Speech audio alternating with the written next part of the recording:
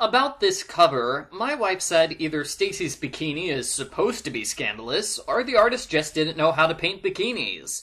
I agree, Stacey's bikini is off. But what disturbs me about this cover is Mallory.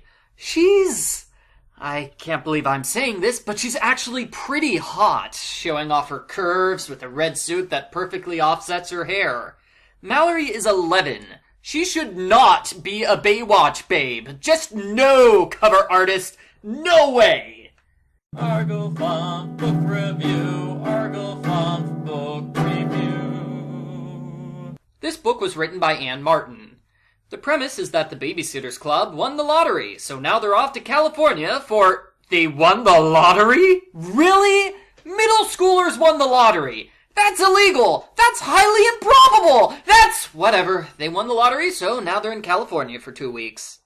First things first, let's make some enemies! Dawn introduces her friends to the We Heart Kids Club. Kristy instantly hates them because their club is a rip-off of the Babysitters Club. A bad rip-off. They don't have club officers or a notebook. What madness is this? There must be a club notebook because there is no way somebody could know their own schedule. That's just impossible. Kristy almost dies from a heart attack when learning they don't have regular club hours. People just call when it's convenient to them. But that's against Babysitter Club rules. How dare they make things more convenient for parents? Kristy decides to show them how real babysitters handle things, so she volunteers to babysit for 2 crazy boys named Eric and Ryan. Dawn butts heads with Carol, Dad's new girlfriend. Dawn hates how Carol pretends to be young and hip. She tries to be friends with them. Ugh. Go away, old lady. You're not cool. Carol takes them all to the beach, where she gives everyone bad advice. Specifically, she thinks Stacey should surf with the dangerous kids, Mallory should dye her hair blonde, and Claudia should get vacation boyfriend number 4. Ugh, not more vacation boyfriends. Maybe we should have left Claudia on the abandoned island in the last super special. The next Dawn chapter is over 150 pages later, so try not to forget about her subplot in the meantime, okay? Crazy how Dawn is the narrator and the most ignored character at the exact same time in this book.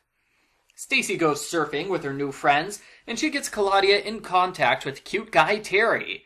He immediately asks Claudia out for a dinner and a movie. Claudia likes Terry, but she feels awkward because he's too smart for her. It's like dating her older sister. Ew. The restaurant menu and the movie is all in Italian, and Claudia can't follow it at all. She asks her friends for advice on what to do. Dawn says, you should be yourself, while Carol says Claudia should change her personality to fit Terry's. That's really awful advice there, Carol, and now I'm starting to question the relationship between Carol and Dawn's father.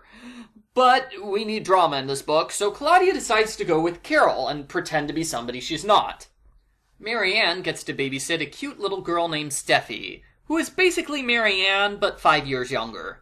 They bond over their dead mothers and strict fathers, and Marianne constantly worries that Steffi will have an asthma attack.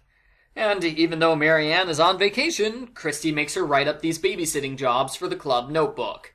Thanks, Kristy. Mallory is the last in the narrator rotation. Poor Mallory! You have to wait 80 pages to hear from her. Mallory convinces everyone to go to a giant mall, and she runs off to the makeup counter. She wants a full makeover and blonde hair, because everybody in California is blonde. That's obviously not true, but Mallory thinks it is. The person at the counter is smart enough to know what's up, so she gives Mallory washout dye, nothing permanent. Mallory spends all of her money on the makeup, and now she's dead broke. Yeah, she has no money, even though the premise of the book is that she won the lottery. Ugh. Mallory uses the hair dye, and now she's blonde, and she feels like a real California girl. Meanwhile, Jessi meets up with Derek Masters, the actor kid from book 27. He takes her to the TV studio, and she learns about how TV shows are made. They get made slowly, it seems, because the director spends over 3 hours getting a 10-second shot of the outside of a schoolhouse. Jessi gets to be an extra in the shot, and Derek suggests that she get a real acting job while she's here in California. Jessi considers it, but no, she can't. She only has 1 chapter left in this book. That's not enough time to start a new storyline. Stacey goes surfing again, but this time a guy named Bo is driving. He's a maniac who breaks all sorts of driving laws, and the group laughs because it's so exciting. Then Stacey gets hit by the wave of metaphors, which knocks her off her board of excitement, crashing into the sea of reality. The We Heart Kids Club appears again, prompting the BSC to recap their entire vacation so far. There's a scheduling conflict because Kristy scheduled to babysit the Wild Kids the same day they go to Universal Studios.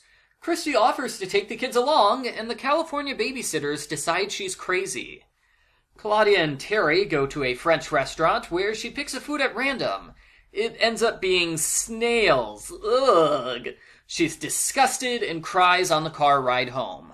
And if I could go on a random tangent here, I had escargot every night on my honeymoon. It was great! Snails don't have much taste, so you drown them in butter and garlic, and it is amazing. I'd totally eat them again. The trip to Universal Studios takes several chapters. Mallory bums money for tickets off of Jessi, and Mallory is sad when she's not picked as an audience volunteer. Didn't the employee notice her fancy California blonde hair? Kristy's wild kids are wild and make a huge mess, but then they go on a scary ride and they're scared. But the kids don't want to admit they're scared, so they do what Kristy tells them to do. Kristy treats this like it's a great babysitting lesson, and she's happy to help them save face by ordering them around. So the moral is, if kids don't behave, scare them until they do what you say? I don't really get it, but you know Kristy, she never turns down an opportunity to boss people around, and hey, at least the kids are well behaved now. Steffi is also scared by the scary ride, and Marianne worries Steffi will have an asthma attack until she figures out that Steffi enjoys all the scary things. Claudia feels bad that she's not smart enough for Terry, so she calls Janine and asks for help with smart person talk. Janine tells Claudia to be herself around Terry, because she's interesting in her own right. So Claudia invites Terry along with the group when they go through Hollywood. He likes it, even if it's low-brow entertainment, and he kisses her as they leave. Jessi and Mallory are semi-feuding over Mallory's blonde hair and makeup. Jessi doesn't like fighting with her best friend, so she decides to patch up their differences. She talks to Mallory, and completely changes the subject. Great problem resolution there, Jessi! She invites Mallory to the TV studio, where Mallory freaks out over everything. Mallory volunteers to be an extra, but the director says she doesn't look the part. He said my looks aren't right. How could he mean that? I've never looked better. I'm a California girl. It was not the right time to tell Mal that that phrase had absolutely no meaning. If California Girls has no meaning, then why did you name the book that? Seriously. Mallory apologizes to Jessi for being a pain and acting stupid. Mallory feels depressed and spends the rest of the vacation hiding in her room, refusing to talk to anyone. The other girls intervene and convince Mallory that she looks fine the way she normally does. Why, if somebody drew a picture of her for a book cover, she'd probably be a Baywatch babe!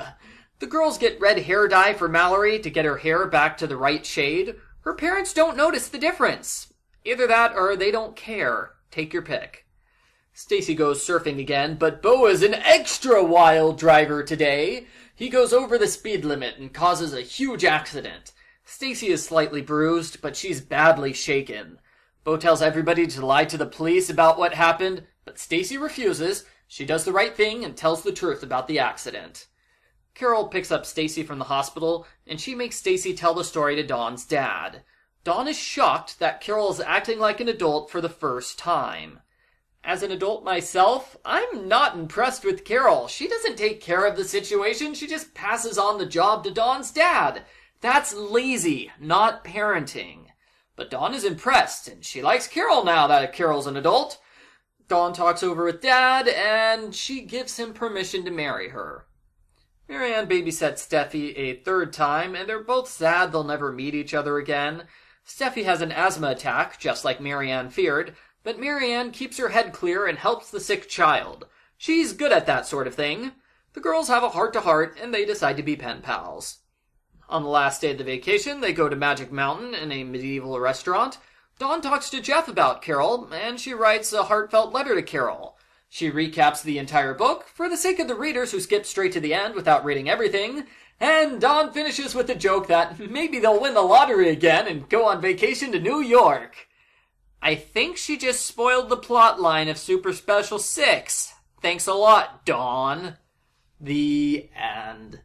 Post-book follow-up. You know how the first Super Special felt like an advertisement for Disney World? This book felt like an advertisement for Universal Studios. They spent 3 chapters there, and we list every single attraction they go to. Most of the attention is put on the special effects show. I wonder if they still have that attraction. We do all of our special effects through computers today. Here's a picture of the computer that did Lord of the Rings. Isn't that fancy? What a great computer. The narration cycle in this book was pretty solid, with the exception of Kristy dropping out with over 100 pages left in the book. Also, Dawn disappearing for 150 pages. Other than that, the book does a fair job of keeping everyone in the rotation and not ignoring any particular character for too long. Every chapter in the book starts with a postcard that takes up 2 pages. Sometimes there's a blank page after the postcard, sometimes there's not. Continuity! The postcards don't affect the story, they're just a flimsy excuse to take up 50 pages. As always, I don't like them. I can understand the argument that the postcards add to the atmosphere and make it seem more like a real vacation, but no, I'd rather have no postcards and 5 more chapters. It would be 5 full chapters, because almost every chapter in this book is exactly 10 pages long. They're very consistent about that. Actually, that's probably why the chapters have irregular blank pages. The shorter chapters got a blank page just to bump them up to the 10-page limit. There aren't any illustrations in this book, except for little doodles on the postcards. I noticed that the signatures at the top of each page are slightly different. Like someone wrote Dawn 6 times and they cycled through all the different signatures. That is a level of detail I was not expecting. I would have copy-pasted the same signature on every single page. Okay, enough talking about the book in general. What about the stories? Kristy's story had a good setup of her feuding with the We Heart Kids Club, but then the story turns into Kristy babysits rowdy kids, and we never see the We Heart Kids Club again. There's no resolution to any of the tension between Kristy and the WHKC, and I didn't really like how bossing the kids around was presented as a good solution to misbehavior. Jessi and Stacey also had stories which changed direction partway through. Stacey had a story about learning to surf, which turned into a cautionary tale about wild drivers. Jessi had a story about Derek Masters, which turned into a Jessi-Mallory fighting story. The stories were fine, it just felt weird to change the focus of the story halfway through. If each girl only has 3 chapters to tell a story, you'd think each story would be really focused, you know? Like Claudia's story! That was well done and focused. I rolled my eyes at the idea of her getting another vacation boyfriend, but he was mildly interesting. And it was a little different to see Claudia struggle because she doesn't think she's smart enough for him. So thumbs up for that. Also a thumbs up for Marianne's storyline, which was nice. Marianne babysits the younger version of herself. I liked seeing them get along. I didn't like Mallory's story much, and I think it's because the book never explains why Mallory feels the need to be a blonde California girl. She just all of a sudden decides she needs a vacation makeover. I would like to hear the reasoning behind this decision, even if it's as simple as she wants to try something new. Dawn's storyline felt like a big nothing, since she got all the intro chapters and multiple recap chapters. I guess it's interesting that she doesn't get along with Dad's new girlfriend, but she doesn't say much besides, "I hate Carol," over and over again. The conflict is too one-sided, if that makes sense.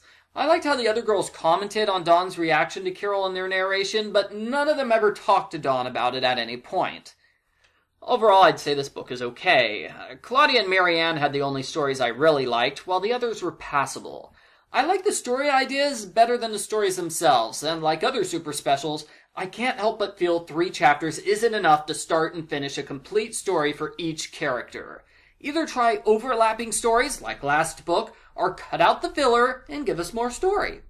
I give Babysitters Club Super Special number 5, California Girls, a 6 out of 10.